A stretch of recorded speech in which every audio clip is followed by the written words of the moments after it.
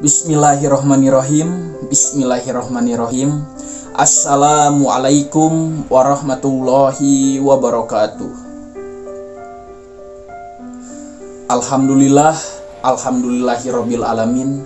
Wabihi nasta'inu ala ali umuri dunya waddin. Wassalatu wassalamu ala asyrafil anbiya wal mursalin wa ala alihi wa sahbihi ajmain, amma ba'du. Puji syukur saya panjatkan kepada Allah Subhanahu wa Ta'ala yang sudah memberikan saya kesempatan, kelancaran, kesehatan hingga sampai sejauh ini. Alhamdulillah saya masih diberikan kesempatan untuk memberikan bahan diskusi pada pembelajaran kali ini, khususnya dalam pembelajaran bahasa Indonesia ya. Langsung saja ya. Kemarin kita sudah mempelajari ruang lingkup teks proposal ya. Baik itu pengertian, tujuan, jenis-jenis, bagian-bagiannya, sistematika, ciri, syarat, manfaat, dan lain sebagainya. Dan untuk pembelajaran kali ini kita akan mempelajari tentang unsur kebahasaan teks proposal dan non kebahasaan teks proposal gitu. Langsung saja ya. Mengenai sebelum saya ke materi, kemarin kan dikasih tugas ya. Saya akan sedikit memberikan ulasan dan evaluasi terhadap tugas tersebut ya. Tentu saja setelah saya periksa satu persatu gitu kan. Insya Allah satu persatu meskipun banyak tuh ya. Saya ingatkan gitu ya. Apa ya yang menjadikan pesan dari saya? Coba menggunakan bahasa sendiri. Kenapa saya bicarakan seperti itu? Karena setelah saya evaluasi gitu dari MIPA 1 sampai 6 gitu. Mungkin bisa diprediksikan 70, 50, 60% lah. 60% hampir semuanya itu sama gitu. Entah itu dari internet atau seperti apa, sama, bahkan ada yang sama persis sekali gitu. Nah, saya tidak berpikiran negatif gitu. Yang jelas gitu, meskipun kita ya sumber atau mencari jawaban misalnya dari internet, coba deh belajar untuk memparafrasekan gitu, menyederhanakan ataupun lebih mengkomplekskan hasil yang kita dapat gitu. Dan kembangkanlah dengan bahasa sendiri gitu. Tidak harus kita menjiplak seluruhnya gitu. Apalagi ada sebagian udah telat, kemudian juga kok ini sama ya. Saya gak berpikiran seperti itu juga, tapi yang jelas ya sudahlah. Ini sebagai bahan evaluasi gak apa-apa. Tapi yang jelas kedepannya perlu diperbaiki. Dan cobalah gunakan bahasa dengan sendiri gitu, dengan bahasa sendiri. Kita belajar, gak apa-apa. Saya pun sama belajar. Maka dari ini saya menghimbau untuk semuanya, cobalah gunakan dengan bahasa sendiri. Oke, setelah itu sudahlah lupakan untuk itu. Kita fokuskan ke pembelajaran kali ini. Kita akan membahas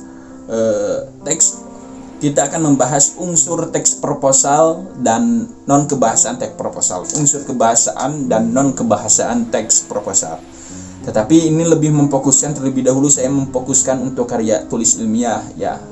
Salah satunya teks proposal. Badudu 1992 gitu. Untuk unsur kebahasaan ada 3 poin. Yang pertama itu adalah kosakata atau istilah ya. Kosakata atau istilah yang digunakan hendaknya memperhatikan pemanfaatan potensi kata canggih. Canggih di sini itu beragam, banyak gitu. Bisa digunakan kata-kata yang lain, pemilihan diksinya seperti itu. Kata dan ungkapan yang dipilih tepat makna, jelas. Dalam pemilihan tentu saja harus disesuaikan dengan konteksnya gitu. Kemudian dan penulis sendiri perlu mengetahui pembentukan kata dan istilah tersebut. Apakah ruang lingkup tersebut itu berada dalam lingkaran yang memang satu jenis gitu. Misalnya seperti tadi, pembentukan katanya apa gitu, agar tidak salah menafsirkan. Nah, ini mungkin kurang lebih juga bagaimana cara pemilihan kata yang tepat, seperti itu ya. Kemudian kedua, ada pengembangan bahasa. pengembangan bahasa lebih menitik beratkan pada sintaksis. Dalam sintaksis tentu saja harus memuat aturan-aturan tertentu yang perlu kita perhatikan. Misalnya seperti kalimat, klausa, frasa, dan lain sebagainya. Ya, itu sebagai aturannya, sebagai subjek, predikat, itu kita kembangkan, tetapi melihat juga kriteria tersebut. Kemudian ketiga adalah aspek mekanik. Apa itu? Yang berwujud diantaranya adalah tanda baca maupun ejaan gitu. Karena ya tentu saja ini untuk keterpahaman juga gitu. Agar ketika kita membaca gitu, alur pikiran yang ada di dalam tulisan itu dapat diserap dan dipahami oleh pembaca. Seperti itu kurang lebihnya.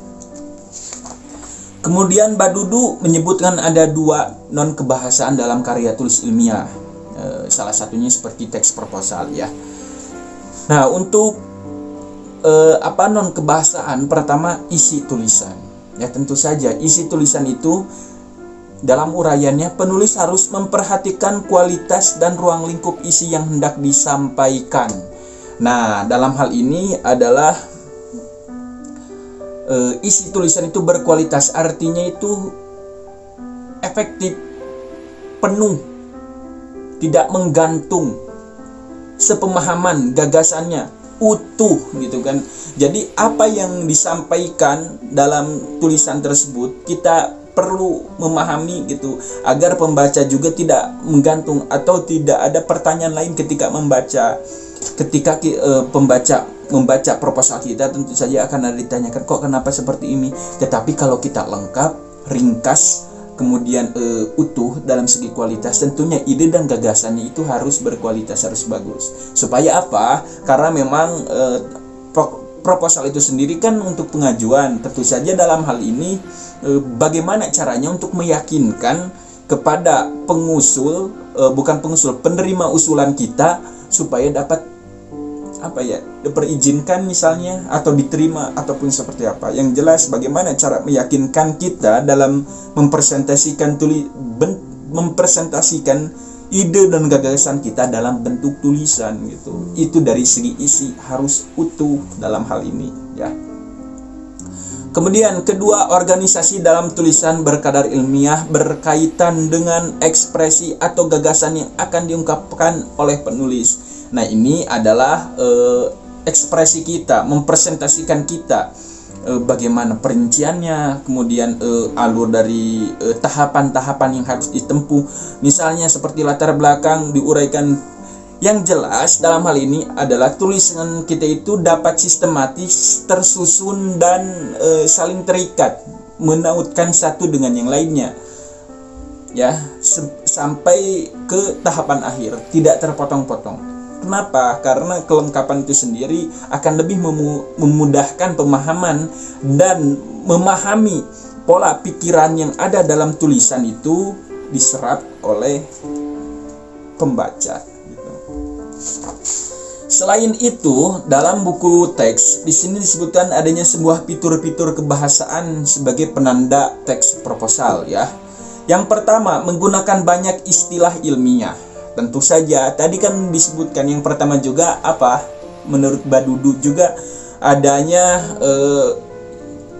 kosakata dan istilah. Nah, istilah-istilah yang seringkali dapat terlihat ya, contohnya di buku teks halaman 169. Di situ sudah tersampaikan dengan jelas seperti abstrak, analisis data, hipotesis, instrumen, latar belakang, dan lain sebagainya. Kemudian afektif ya tentu saja dalam keilmuan tertentu, dalam bidang tertentu, dalam ruang lingkup tertentu tentunya. Ini istilahnya apa, disesuaikan dengan penelitian yang kita bahas dan kita gali itu, misalnya seperti itu. Kemudian yang kedua, menggunakan banyak kata kerja, tindakan yang menyatakan langkah-langkah kegiatan. Nah, ini biasanya dalam metode penelitian gitu. Seperti apa pengambilan data ya. Misalnya seperti mengisi, mencampurkan, mengkomunikasikan gitu ya. Mengamati, apakah kita melakukan observasi misalnya dengan cara mengamati, mewawancari ataupun seperti apa gitu ya. Kenapa ini harus ditandakan? Karena memang kita mengingat ketujuan bahwa proposal itu adalah sebagai penawaran persetujuan ya untuk memohonkan. Makanya di sini ada suatu tindakan baik sebelum dan sesudah gitu yang diharapkan juga seperti itu. Kemudian yang ketiga adalah menggunakan kata-kata yang menyatakan pendefinisian ya, yang ditandai oleh penggunaan kata merupakan adalah yaitu. Nah, ini kalau biasanya itu ditemukan di definisi operasional ya sebagai pendefinisian secara utuh ya dalam proposal itu sendiri. Kemudian juga biasanya ada di kajian pustaka atau tinjauan pustaka atau daftar pustaka. Tinjauan pustaka, bedahan pustaka, teori yang meninjau ya. Landasan teori maksud saya. Kemudian menggunakan kata-kata yang bermakna perincian seperti selain itu, pertama, kedua. Nah, kalau ini pertama, kedua ini bisa dikatakan juga konjungsi temporal.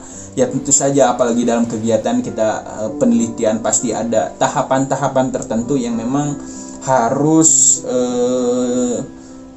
dilalui itu. Makanya di situ adanya perincian gitu. Dan di sini juga kalau di perincian bisa sebagai tanda anggaran dan sebagainya seperti itu. Kemudian yang kelima, menggunakan kata-kata yang bersifat keakanan seperti akan, diharapkan, direncanakan. Hal ini sesuai dengan sifat proposal itu sendiri sebagai suatu usulan, rencana atau rancangan program kegiatan. Ya tentu saja ini sudah jelas ya. Sebuah harapan ketika kita membuat proposal pasti ada suatu keinginan, itu aja lah. Ya. Kemudian yang keenam adalah menggunakan kata-kata bermakna lugas atau denotatif. Hal ini penting guna menghindari kesalahpahaman antara pihak pengusul dengan pihak tertuju atau penerima proposal. Ya tentu saja ini adalah makna-makna yang memang dapat dipahami gitu. Bermakna lugas itu dapat dipahami alur pikirannya, ide gagasan yang tertera dalam yang disajikan di teks proposal itu sendiri. Kemudian kemarin juga kita selain kita membahas terkait syarat dan ciri karya ilmiah ya. Sebagai non kebahasaan mungkin di situ ada sebuah bagian juga seperti relevan gitu kan. Itu termasuk keisi ya. Relevan bagaimana caranya isi tersebut itu relevan untuk menyajikan suatu masalah, apakah relevan atau tidak gitu. Kemudian sistematis, padat, objektif. Kemudian hal-hal lain yang dapat mendukung proposal itu dapat berupa persuasif, kurang lebihnya seperti ajakan, permohonan, dan ya tentunya dapat disetujui lah pada intinya seperti itu. Nah, itu mungkin kurang lebih untuk unsur kebahasaan dan non kebahasaan teks proposal ya. Dan dalam hal ini sebenarnya ini kalau KBM-nya secara langsung ini sebenarnya bukan tugas sih ya, karena memang saya dalam pembelajaran kali ini itu menggunakan discovery learning ya, karena memang daring gitu, mau tidak mau saya harus menerapkan hal yang berbeda tetapi dalam model tersebut juga. Nah, mungkin saya akan menugaskan kalian, kita sudah membahas ruang lingkupnya sampai ke unsur kebahasaan ya, isi teks, sistematika kita semuanya memang sudah. Nah, sesuai dengan model discovery learning, apa yang sudah kita pelajari dari awal sampai pembelajaran kedua ini, diharapkan kalian mencari informasi-informasi lebih ya, baik itu dari internet maupun dari YouTube ya, untuk menyimaknya misalnya seperti itu. Nah, setelah kita menemukan gitu ya, saya menugaskan kalian untuk membuat mind mapping ya, mind mapping gitu sekreatif mungkin, baik secara manual, tulis tangan ya, misalnya dengan spidol warna atau mungkin dengan elektronik atau bantuan digital gitu ya. Seperti itu mungkin kurang lebihnya untuk pembelajaran kali ini. Dan bila mana ada hal yang ditanyakan baik tentang materi ataupun penugasan, boleh dikomentar di Google Classroom di bawah ini. Terima kasih atas perhatiannya. Semoga kita terus dalam lindungan Tuhan gitu ya. Amin, mudah-mudahan seperti itu. Cukup sekian. Wabillahi taufiq wal hidayah. Wassalamualaikum warahmatullahi wabarakatuh.